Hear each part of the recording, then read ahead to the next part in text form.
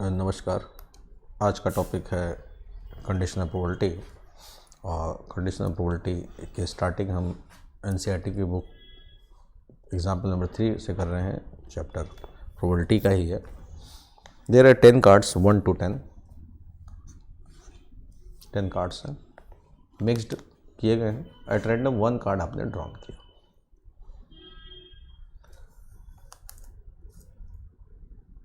If it is known that the number on the drawn card is more than 3, इसको हटा दिया जाए और फिर क्वेश्चन बनाया जाए।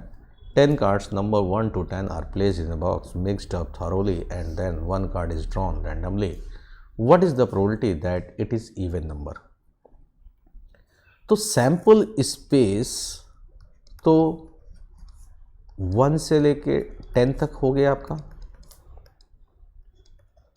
क्योंकि जो भी आप कार्ड निकालेंगे, जो आउटकम्स होगा उसका, कार्ड पे जो नंबर होगा वो 1, 2, 3 और 10, इन्हीं में से कोई एक नंबर होगा। आपकी जो विश है, आपकी जो इच्छा है, आपकी विश या आपकी इच्छा क्या है कि भगवान इवन नंबर आ जाए। तो आपकी विश के फेवर में इसमें से कौन कौन से आउटकम्स हैं? That are 2, 4, 6, 8, 10। ये 5 आउटकम्स हैं।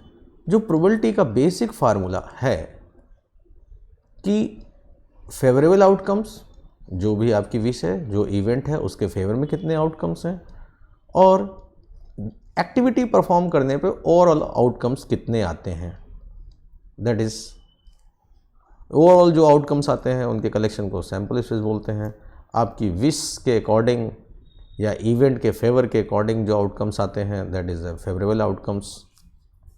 ये फार्मूला होता है। According to this will be 5/10। If it is known that number on the drawn card is more than 3,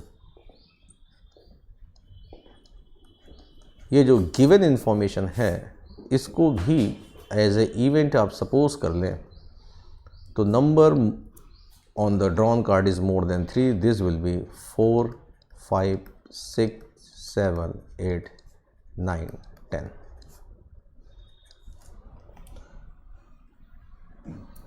ये हिंट आपको पहले से है।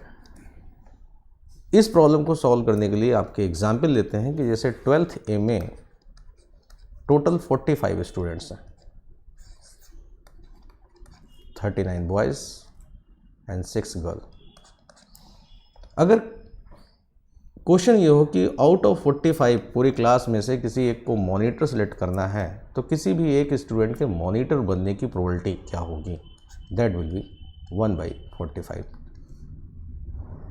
क्योंकि आउट ऑफ 45 आप उसमें से एक हैं।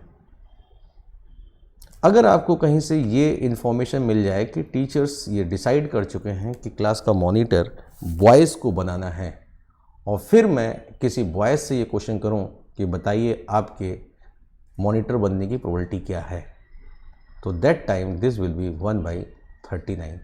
क्यों? क्योंकि उसे मालूम है कि मैं तो बॉय हूँ, मैं मॉनिटर बन सकता हूँ, मेरा कंपटीशन गर्ल से नहीं है, केवल 39 बॉयज़ से है, ओवरऑल क्लास से कंपटीशन नहीं है। अगर सेम क्वेश्चन किसी गर्ल से पूछा जाए कि बताइए आपके मॉनिटर बनने की प्रोबेबिलिटी क्या है, तो जब उसको पहले से ही मालूम है कि कमेटी बॉय को मॉनिटर बनाने का डिसीजन ले चुकी है, तो उसके मॉनिटर बनने की प्रोबेबिलिटी दैट विल बी 0। उसे मालूम है कि हमें मॉनिटर बनना ही नहीं है, ऑर्डर पास हुआ है कि बॉयज़ मॉनिटर बनेंगे, तो बॉयज़ हैं 39, तो बॉय के किसी मॉनिटर बनने की प्रोबेबिलिटी 1/39, गर्ल्स की मॉनिटर बनने की 0। और अगर ये ऑर्डर नहीं पास हुआ होता कि बॉयज़ ही मॉनिटर बनेंगे 12th A के, तो उस केस में किसी भी बॉय के मॉनिटर बनने की प्रोबेबिलिटी 1/45, किसी भी गर्ल्स के मॉनिटर बनने की प्रोबेबिलिटी भी 1/45। तो ये जो एक्स्ट्रा ऑर्डर है, एक्स्ट्रा इन्फॉर्मेशन है कि कमेटी डिसाइड करी हुई है कि बॉय को ही मॉनिटर बनेंगे, that is known as a condition. तो यहाँ पे हमें प्रोबेबिलिटी फाइंड करनी है इवन नंबर की, बट कंडीशन ये है कि that number should be more than 3। तो हमें प्रोबेबिलिटी ऑफ ई फाइंड करना है। Even number, drawn card even number होना चाहिए। ऑब्लिक के बाद, ऑब्लिक एक तरीका है, इसके बाद आप कंडीशन लिख देंगे। कंडीशन क्या है? कंडीशन एफ है। This is condition. जो भी गिवन इंफॉर्मेशन है that is called condition. Given information, information oblique hint, कुछ भी कहिए आप उसको, that will be called condition. ये आपको हिंट दिया है कि जो ड्रॉन कार्ड है उस पर नंबर मोर देन 3 है।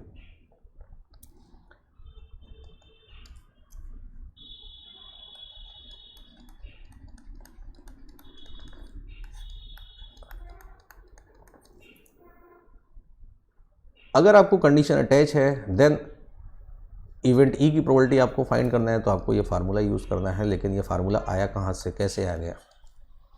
पहले ई इंटरसेक्शन एफ के बारे में सोच लीजिए। ई इंटरसेक्शन एफ क्या कहता है?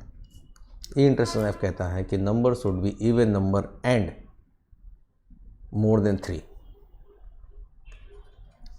Number is even and more than 3, क्योंकि आपको प्रोबेबिलिटी फाइंड करनी है इवन नंबर की, और आपको कंडीशन दिया हुआ है कि नंबर जो ड्रॉन हुआ है वो मोर देन 3 है। तो मतलब कि मोर देन 3 जो नंबर है, जो नंबर ड्रॉन किया गया है उस पर मोर देन 3 प्रिंटेड है। तो ऐसे 7 कार्ड्स हैं आपके फेवर में, उसमें से कितने कार्ड्स हैं आपको ये देखना है। आपके फेवर में उसमें से हैं कार्ड्स 4 है, 6 है, 8 है, 10 है, और जो नंबर हिंट है दैट इज़ 4, 5, 6, 8, 6, 7, 8, 9, 10। अब इवेंट ई की प्रोबेबिलिटी 4/5/10 ना होके बदल गई है, दैट विल बी 4/7, क्योंकि आपको पहले से मालूम है कि जो नंबर ड्रॉन होने वाला है वो 3 से ज़्यादा होगा, तो आपका सैंपल स्पेस वहीं पे टिका रहेगा। 4, 5, 6, 7, 8, 9, 10 ये पहले से आप जानते हैं। इन्हीं में से कोई एक आएगा, या तो 4 आएगा, या 5 आएगा, या 6 आएगा, या 7 आएगा, 8 आएगा, 9 आएगा, 10 आएगा। और आपकी विश है कि इवन नंबर आ जाए, तो आपकी विश के फेवर में इसमें से कौन कौन से नंबर जाएंगे? वो 4 जाएगा, 6 जाएगा, 8 जाएगा, 10 जाएगा। तो favourable outcomes upon total number of outcomes का जो कॉन्सेप्ट है वही हमने यूज़ किया, तो 4/7। A/B या प्रोबेबिलिटी ऑफ A/B, इस तरह की चीज़ें लिखी हुई हैं। तो this is the probability of A, this is the probability of A। ये इवेंट A की ही प्रोबेबिलिटी है, but B as condition, but B जो है वो कंडीशन है। कंडीशन कहें, हिंट कहें, या एक्स्ट्रा इन्फॉर्मेशन कह लें, कुछ भी कह लें। इस कंडीशन, इस हिंट और इस एक्स्ट्रा इन्फॉर्मेशन का यूज़ करते हुए आपको इवेंट ए की प्रोबेबिलिटी फाइंड जब आप करते हैं, तब वो प्रोबेबिलिटी ऑफ ए नहीं लिखा जाएगा, आप लिखेंगे A/B या A/B। अगर एक्स्ट्रा इन्फॉर्मेशन का आप यूज़ नहीं कर रहे हैं, उसको इग्नोर करके चल रहे हैं, तब आप प्रोबेबिलिटी ऑफ A लिखेंगे। तो probability of A/B equal to NA intersection B upon NB। Numerator denominator दोनों को total number of element in the sample space से अगर डिवाइड कर देते हैं आप,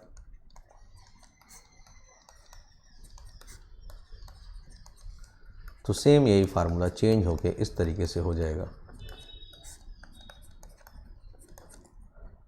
A/B की जगह पे अगर लिखा है आपके पास B/A, means you are going to find the probability of B, but condition is A, extra information is as A. तो सेम वही B intersection A upon probability of A। चाहे इस फार्मूले को देखें हम या इस फार्मूले को देखें, दोनों ही फार्मूले के अकॉर्डिंग इनका न्यूमरेटर सेम है। चाहे इवेंट ए की प्रोबेबिलिटी फाइंड करें, बी को एज ए हिंट लें, चाहे इवेंट बी की प्रोबेबिलिटी फाइंड करें, ए को एज ए हिंट लें, न्यूमरेटर सेम है, डिनोमिनेटर में फ़र्क है। डिनोमिनेटर में जो भी कंडीशन है वो सैंपल स्पेस की तरह काम करने लगता है, जो भी कंडीशन है वो सैंपल स्पेस की तरह काम करने लगता है। इवेंट ए आपके पास है, इवेंट बी आपके पास है, और आपको किसी ने बता दिया कि जो भी आउटकम्स आएंगे वो इसी में से आएंगे, इवेंट बी में से आएंगे। तो इवेंट बी उस समय as a sample space behave करेगा। अगर आपको इस प्रकार की जानकारी नहीं है कि आने वाला आउटकम क्या होगा, तो वो आउटकम या तो सेट ए से हो सकता है या सेट बी से हो सकता है। लेकिन अगर आपको कहीं से हिंट मिल जाता है या गिवन है कि जो भी आउटकम होगा वो सेट बी से ही आएगा, तो set B will be treated as a sample space, ना कि आप सेट ए और सेट बी को टोटल कंबाइन करके आप सैंपल स्पेस लेंगे। क्यों लेंगे आप सैंपल स्पेस? जब आपको मालूम है कि आउटकम सेट बी से आने वाला है तो ओवरऑल सैंपल स्पेस आपका सेट बी होगा। अब उसमें से आपकी क्या विश है, इस सैंपल स्पेस में से आपके विश को फेवर करने वाले कौन कौन से आउटकम्स हैं, आप उनको सेलेक्ट कर लीजिए और total number of favourable outcomes upon total number of outcomes in the sample space का फार्मूला यूज़ करिए, हो गया। तो ये फार्मूला है इवेंट बी की प्रोबेबिलिटी फाइंड करने का, जबकि event A as a condition दिया हुआ है। इन दोनों में अगर क्रॉस मल्टीप्लाई करें तो आपको मिलेगा A intersection B equal to probability of B into probability of A oblique B.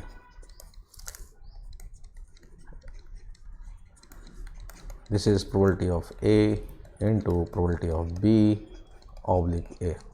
चाहे ये हो चाहे ये हो, दोनों ही इक्वल हैं।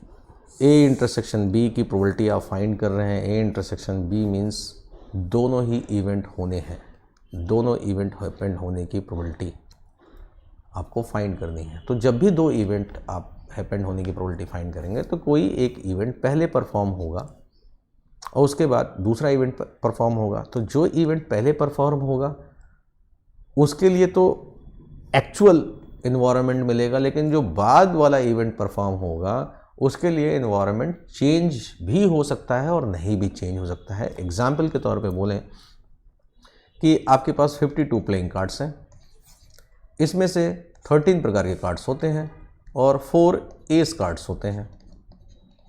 हमने 2 बच्चे बुलाए,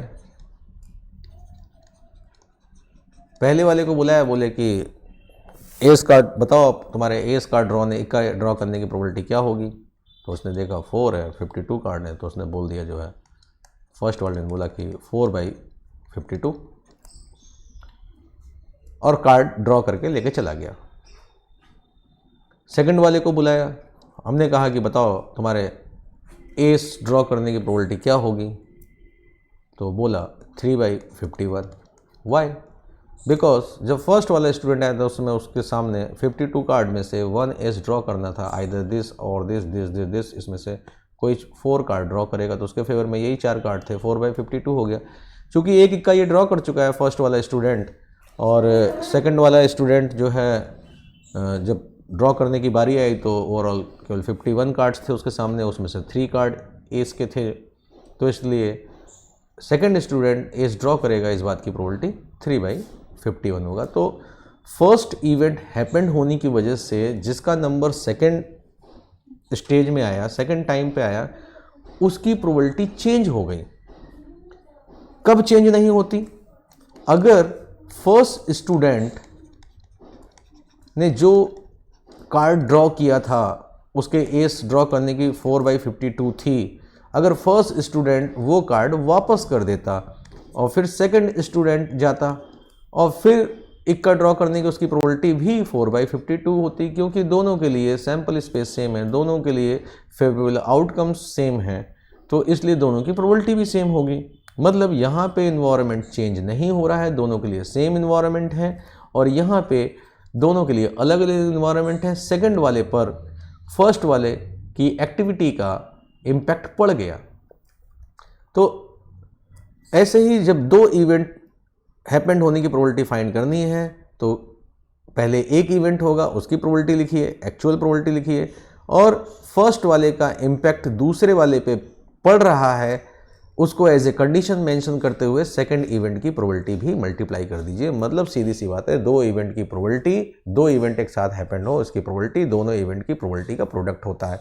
जो एक्टिविटी पहले होती है उसकी एक्चुअल प्रोबेबिलिटी ली जाती है, और जो एक्टिविटी बाद में होती है, पहले एक्टिविटी हुई है उसका इम्पैक्ट पड़ेगा कि नहीं पड़ेगा, बट उसमें एज ए कंडीशन मेंशन करते हुए हम चलते हैं। तो यहाँ पे पहले बी एक्टिविटी हो रही है, उसके बाद ए एक्टिविटी हो रही है। चूंकि पहले बी हुई है तो ए एक्टिविटी के दौरान प्रोबेबिलिटी निकालते समय ऑब्लिक करके हमने बी इसलिए लिखा है कि एक्टिविटी बी हो चुकी है ए से पहले। अब इसका इम्पैक्ट इवेंट ए पे पड़ भी सकता है और नहीं भी पड़ सकता है। ऐसी तीन एक्टिविटी आपके पास है, A B C, A intersection B intersection C. तो तीनों की प्रोबेबिलिटी का प्रोडक्ट लिखा जाएगा।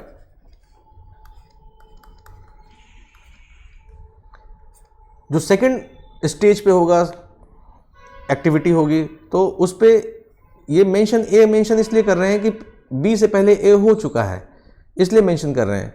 ध्यान रख के चलना है कि इवेंट बी की प्रोबेबिलिटी फाइंड करते समय ध्यान रखना है कि ए हो चुका है, जैसे फिर हम इवेंट बी की प्रोबेबिलिटी निकालेंगे। इम्पैक्ट पड़ भी सकता है और नहीं भी पड़ सकता, जैसे ये केस था कि अगर ये इवेंट ए है और ये इवेंट बी है, तो जो सेकंड स्टूडेंट ड्रॉ कर रहा है अगर वो इवेंट बी है तो इस पर इम्पैक्ट पड़ रहा है, इसको हमने ध्यान रखा है। यहाँ पे हमने लिखा है B/A, this is the probability of B, और ये लिखा है हमने this is the probability of A. इससे पहले कोई एक्टिविटी नहीं है तो इसलिए इवेंट फर्स्ट स्टूडेंट जो कार्ड ड्रॉ कर रहा है उसकी प्रोबेबिलिटी 4/52, जो सेकंड स्टूडेंट है उसके कार्ड ड्रॉ करने की प्रोबेबिलिटी 3/51। ऑब्लिक में ए इसलिए लिखा है कि एक स्टूडेंट इक्का ड्रॉ कर चुका है, एस ड्रॉ कर चुका है। तो जब इस बात को हमने कंसीडर किया तो हमने कहा जब एक एस ड्रॉ हो चुका है तो 52 में से 51 कार्ड ही आपके पास बच रहे हैं, और जो नंबर ऑफ एस कार्ड हैं वो 4 ना होके अब 3 हैं, तो इसलिए 3/51 आया। इस केस में भी फर्स्ट स्टूडेंट जो कार्ड ड्रॉ हो रहा है, suppose that is a event A, तो उसकी प्रोबेबिलिटी 4/52, और जो सेकंड स्टूडेंट है वो भी कार्ड ड्रॉ कर रहा है, suppose that is a B. Oblique में ए इसलिए लिखा कि सेकंड स्टूडेंट से पहले एक एस कार्ड ड्रॉ हो चुका है। यहाँ पे आंसर नहीं चेंज हुआ, यहाँ पे वही 4/52 आ रहा है। इसलिए आ रहा है क्योंकि यहाँ पे रिप्लेसमेंट हुआ है, कार्ड जो है रिप्लेस हुए हैं, फर्स्ट वाले ने निकाला और वापस डाल दिया। और यहाँ पे इम्पैक्ट इसलिए पड़ा कि कार्ड रिप्लेस नहीं हुआ। तो जब कार्ड रिप्लेस किया तब इम्पैक्ट नहीं पड़ रहा है, जब कार्ड रिप्लेस नहीं किया तो इम्पैक्ट पड़ रहा है। तो अगर दो इवेंट एक दूसरे पे इम्पैक्ट डालते हैं तो उनको डिपेंडेंट इवेंट कहते हैं, अगर इम्पैक्ट नहीं डालते हैं तो उन्हें इंडिपेंडेंट इवेंट कहते हैं। अगर ए और बी एक दूसरे पे इम्पैक्ट नहीं डाल रहे हैं, अगर बी का इम्पैक्ट ए पे नहीं पड़ रहा है तो probability of A/B probability of A के बराबर ही होगी।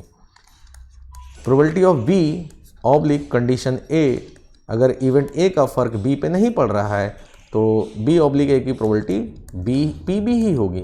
तो इंडिपेंडेंट इवेंट के केस में इंडिपेंडेंट